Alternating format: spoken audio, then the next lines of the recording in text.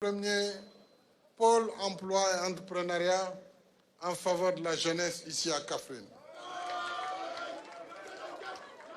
Vous le savez, on avait déjà beaucoup fait, mais je me suis rendu compte qu'il faut encore beaucoup, il faut faire plus. Il faut faire plus et mieux. C'est la raison pour laquelle j'ai décidé du programme d'urgence pour l'employabilité et l'emploi des jeunes et des femmes. Programme, vous le savez, doté de 450 milliards sur les années 2021, 2022 et 2023. Et sur l'année 2021, les 150 milliards vont permettre le recrutement qui va démarrer, qui a presque démarré, puisque les avis sont donnés, de 65 000 emplois sur lesquels vous aurez déjà ici 1020 emplois salariés, 552 formations,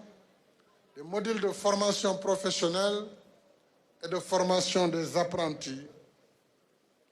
L'ADER va injecter 3 milliards 900 millions pour des financements directs en faveur des jeunes et des femmes ici dans la région de Kaffrine. 2 milliards 800 millions de crédits seront octroyés pour 2530 bénéficiaires ici à Kaffrine. Et 540 millions seront donnés en guise de subvention pour les tenues scolaires, et ça c'est en faveur des tailleurs de la région de Kaffrine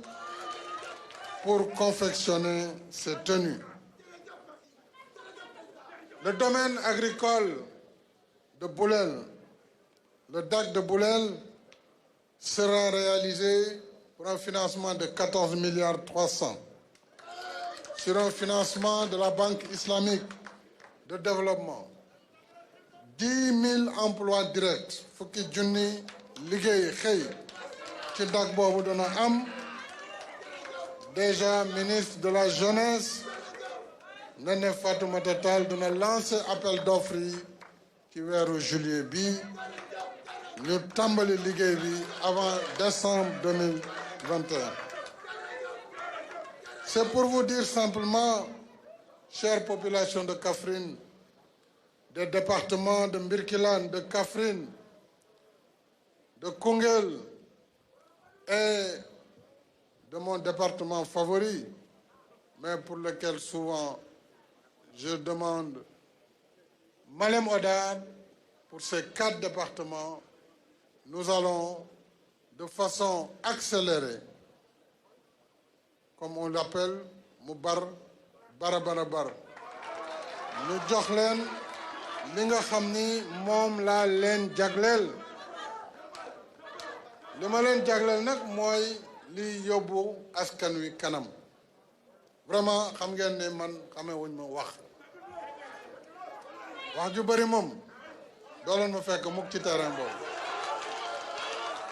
waaye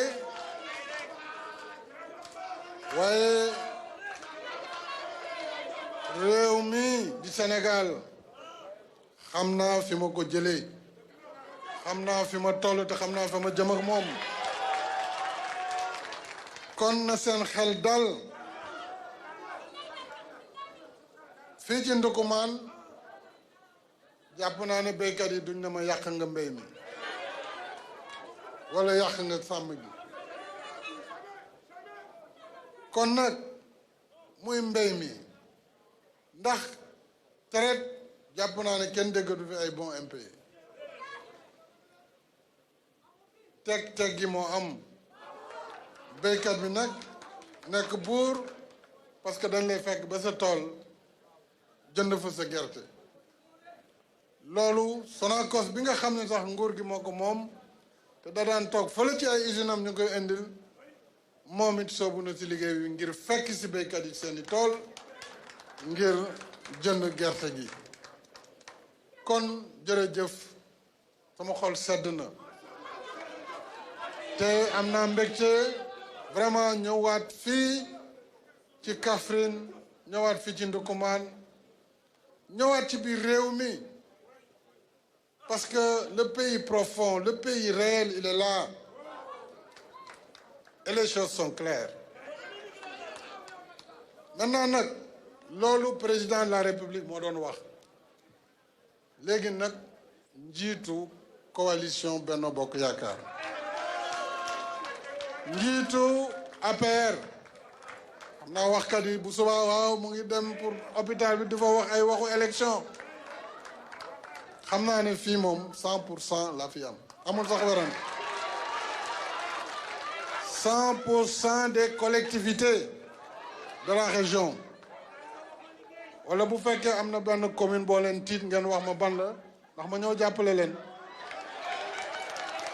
am na ku fi am problème ci commune am wala ci département bi amul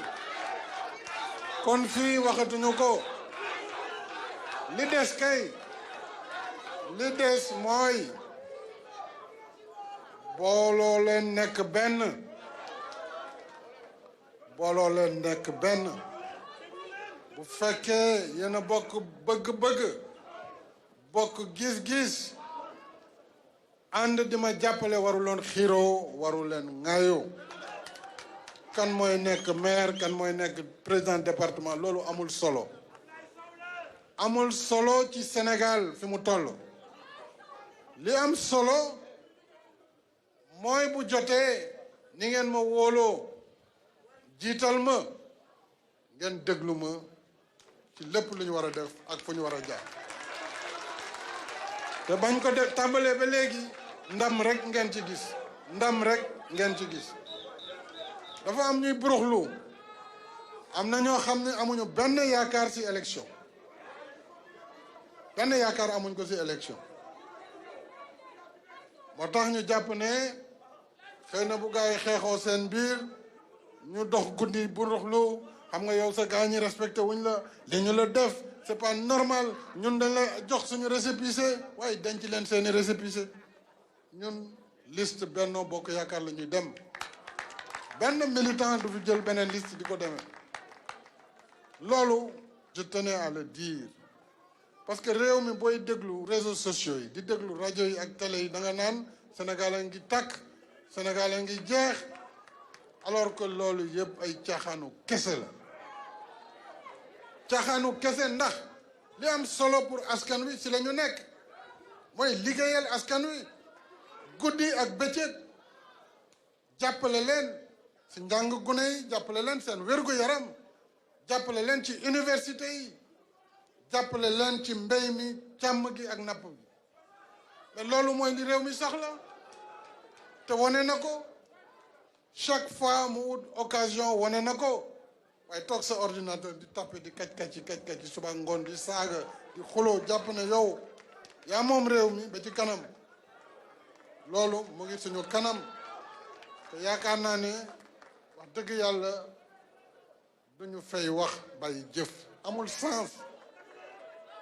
kon nag yéen responsable yi maire ministre directeur généraux président de conseil départemental PCA responsable tout court chef de village imam notable nañu joxante loxo nekk benn te xam ni fa ñu jëm moo dàqati fi ñu jógee kon jërë ngeen jëf mbokk Ndoukoumane jërë ngeen jëf artistes yi nag sant naa leen Komil Fall xam naa dama la jox rendez-vous ngànd bu ñu demee nga jël fa kàddu bi maa ngi sant aussi nos communicateurs traditionnels parce que loolu dafa bokk suñu culture dañu yàgg a wax culture et enracinement bu ñu kenn jëndil suñuy aada looloo waral damay am patience suñuy doxal culture bi ak folklore bi ma bàyyi parce que ci la bokk loolu dafa am solo kon jërë ngeen jëf maa ngi leen di sant di leen gërëm wasalaam